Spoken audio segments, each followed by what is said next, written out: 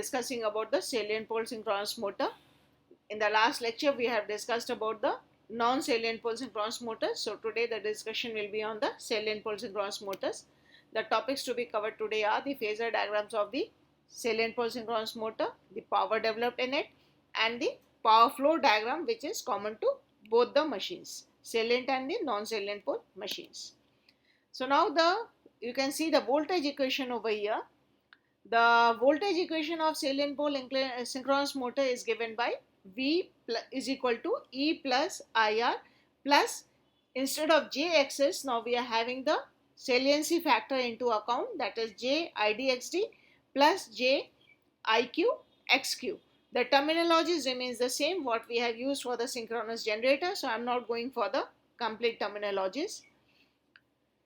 Now you can see the phasor diagram over here for the lagging power factor by cos phi. This means the current is lagging the voltage by an angle phi, and you can write the equation as V cos del is equal to E plus E over here, E plus IQ XQ plus ID XD, and therefore you can also calculate the IQ XQ as IQ XQ will be equal to IDR, this is the sine component, IDR plus your V sine del.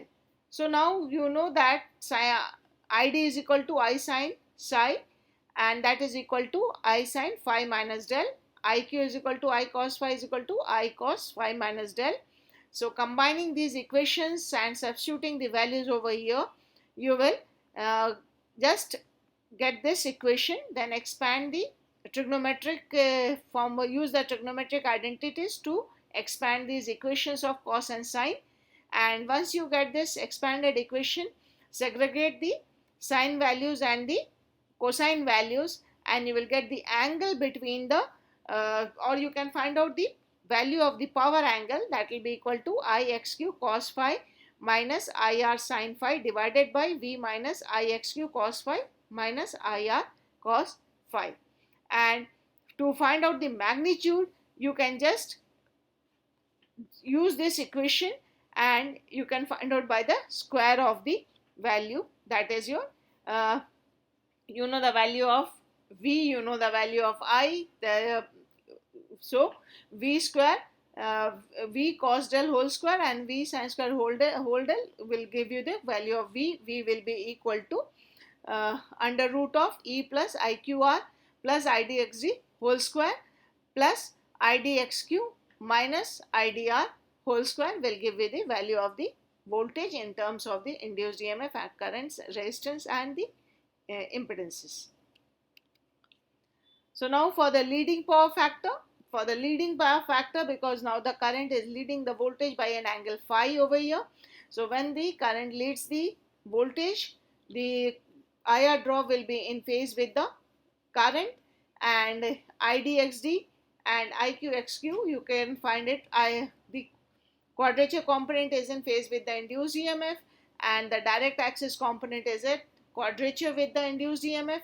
Taking these drops, you can write these equations as E is equal to V cos del plus IDXD minus IQR, and V sin del will be equal to IDR plus IQXQ. So substituting these values again, your ID is equal to I sin phi and IQ is equal to I cos phi. Expand in the terms of the power factor angle and the power angle, then expand it, and after expanding segregate the terms of sin del and cos del, and you will get the value of the power angle del. Over here in the motors, basically we are more bothered about the power angle, because at what angle the motor is rotating, that depends on the load, and if this del exceeds the value of 90 degrees, the motor will stop rotating because it has crossed the maximum power angle, and the motor will be no more producing any torque.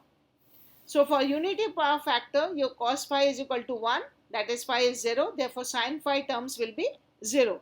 So substitute over here, cos phi is equal to 1 and sin phi is equal to 0.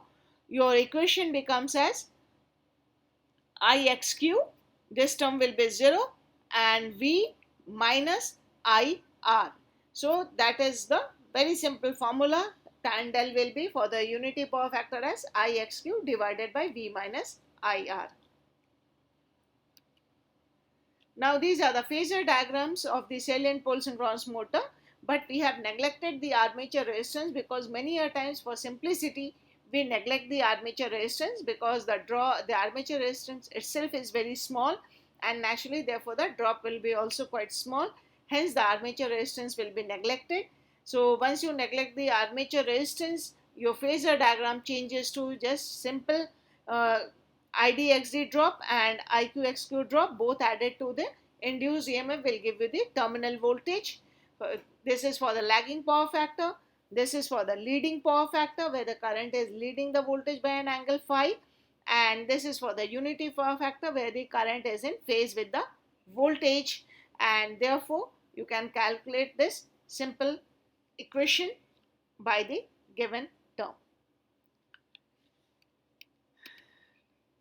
Now what is the power developed in a salient pole synchronous motor? We'll use the same equation what has been used before.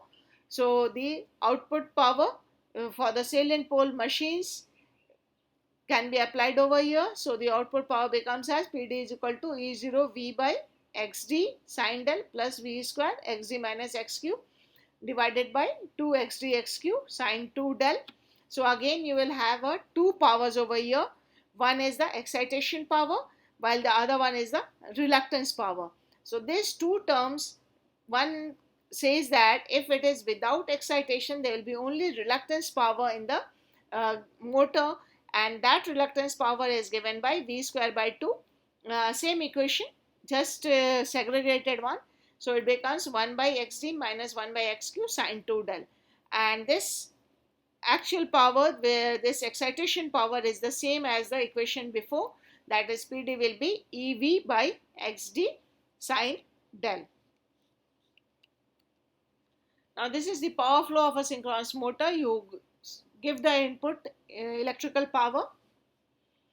Then after the copper losses, you will get the mechanical power developed, and once the mechanical power is developed, you will subtract the iron losses and the mechanical losses, that is mechanical losses of friction and windage losses, and you get the mechanical power at the output, which is given by omega Tm. So once we have calculated the power in terms of watts or kilowatts, you can divide it by the synchronous speed and you will get the output torque for the given motor. So today we have discussed the phasor diagrams and the power developed in salient pole synchronous motors and your power flow diagram, which is true for all synchronous motors. So thank you.